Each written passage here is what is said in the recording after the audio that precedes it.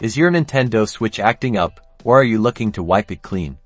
Don't worry, we've got you covered with this quick guide on how to factory reset your console. First things first, power on your Nintendo Switch from the home menu.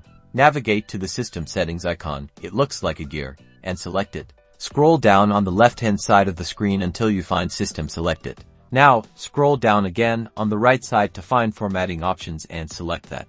You'll see a few options here. We want Initialize Console selected. A warning screen will appear explaining that all data, including saved data, screenshots, and user information, will be deleted. Be absolutely sure you want to proceed, and that you've backed up any important data to the cloud if you have Nintendo Switch Online, or an external storage device. If you're only trying to clear your console, and want to keep saved data, select Initialize Console without deleting saved data, otherwise select Initialize.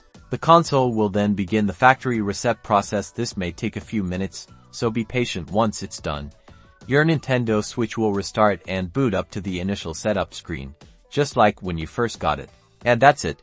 You've successfully factory reset your Nintendo Switch. Now you can set it up again, or get it ready for its new owner. Be sure to like and subscribe for more helpful Nintendo Switch tips and tricks.